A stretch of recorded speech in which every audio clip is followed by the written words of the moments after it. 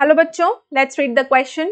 The question says read the passage below. ये जो आपको पैसेज दिया गया है इसको आपको पढ़ना है एंड देन फिर ये नीचे क्वेश्चंस दिए गए हैं, इसको फिर इसके आंसर्स बताने हैं। The passage is Nannu is a daily wage earner, यानी नन्नू है ये एक डेली वेज अर्नर है, यानी रोज कमाता है रोज खाता है। ही लिव्स इन वेलकम मजदूर कॉलोनी। कहाँ रह रहा है? वेलकम मजदूर कॉलोनी में रहता है। A slum habitation in east Delhi, यानी ये दिल्ली के ईस्ट दिल्ली के स्लम हैबिटेशन यानी झुग्गी झोपड़ी में रहता है। He lost his ration card and applied for a duplicate one in January 2004, यानी जनवरी 2004 में उसका राशन कार्ड जो था वो खो गया और उसने डुप्लीकेट के लिए उसने एक एप्लीकेशन फाइल करी थी जनवरी 2004 में अपने राशन कार्ड को बनवाने के लिए। He made several rounds to the local food civil supplies office for the next 3 months, यानी अपने राशन कार्ड के जो उसने अप्लाई किया था उसके लिए ये फूड सिविल सप्लाई ऑफिस के कई बार उसने चक्कर काटे अगले 3 महीने तक। बट लेकिन the clerks and officials would not even look at him, लेकिन जो ऑफिस के जो क्लर्क थे, जो ऑफिशियल्स थे, वो उसकी तरफ, नन्नू की तरफ देखते भी नहीं थे। Leave alone to do his job और bother to tell him the status of his application, यानी उसको उसके हाल में छोड़ दिया कि अपना काम खुद देख लीजिए। साथ ही साथ क्या इस चीज की भी जहमत नहीं उठाई, फिक्र नहीं करी कि उसके एप्लीकेशन की वो स्टेटस तक बता सके कि आपकी एप्लीकेशन जो आपने फाइल करी है राशन कार्ड के लिए, इसकी आपकी एप्लीकेशन कहाँ तक पहुंची है।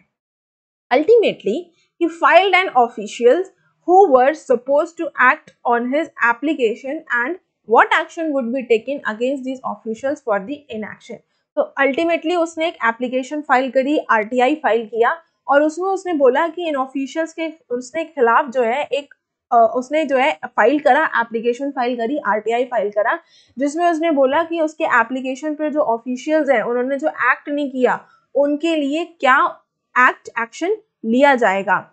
Who were supposed to act on his applications, वो ऑफिशियल जिनकी जिम्मेदारी थी कि वो नन्नू के एप्लीकेशन पर रिस्पॉन्स करें and what action would be taken against these officials for the inaction।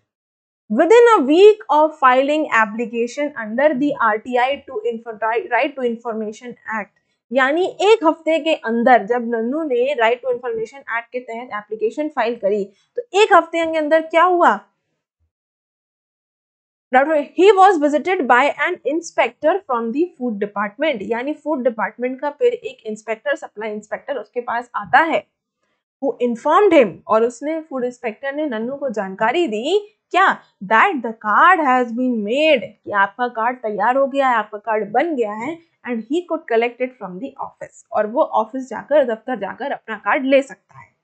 When Nannu went to collect his card next day, जब नन्नू अगले दिन दफ्तर जाता है, ऑफिस जाता है और अपना कार्ड लेने जाता है तो क्या होता है? He was given a warm treatment by the Food and Supply Officer FSO, who is the head of the circle, यानी जो उनके सर्कल का जो हेड था, फूड सप्लाई ऑफिसर जो था, क्या किया उसने? नन्नू को बहुत ही शानदार तरीके से ट्रीट किया, वार्म ट्रीटमेंट दिया उसको।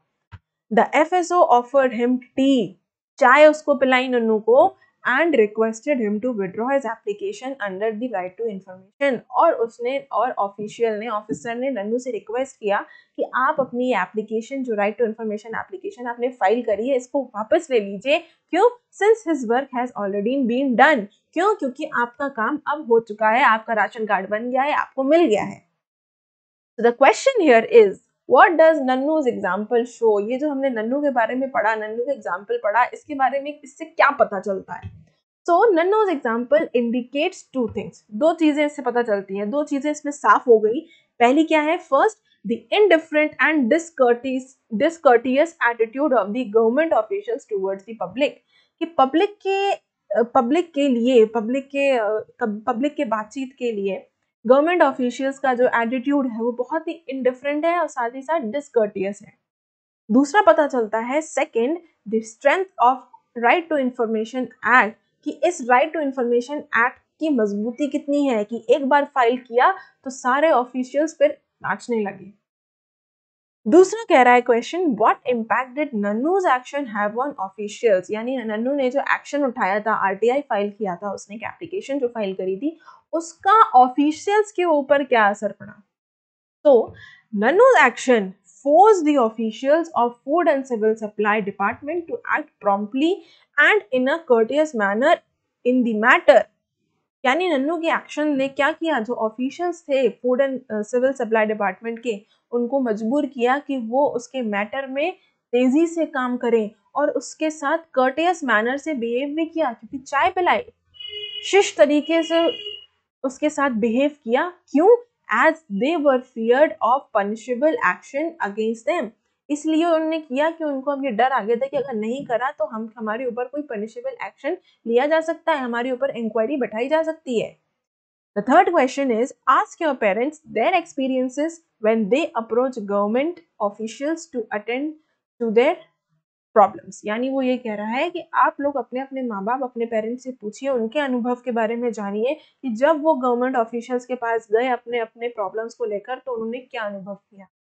सो my parents have told me, मेरे माँ बाप ने मुझे बताया that the attitude of the government officials is generally not responsive, कि जो गवर्नमेंट ऑफिशियल्स की जो एटीट्यूड होता है वो क्या है, जनरली नॉट रिस्पॉन्सिव, वो लोगों की बातों को रिस्पॉन्स नहीं करते हैं, एंड अकाउंटेबल और उत्तरदायी भी नहीं है, जवाब भी नहीं देते towards the complaints of the people, यानी लोगों की शिकायतों के ऊपर जो गवर्नमेंट ऑफिशियल्स हैं ना ही वो रिस्पॉन्सिव है, ना ही वो अकाउंटेबल है, ना ही वो लोगों के कंप्लेंट्स के ऊपर सेंसिटिव है और ना ही उत्तरदायी है। I hope you understood the question as well as the answer. Best of luck.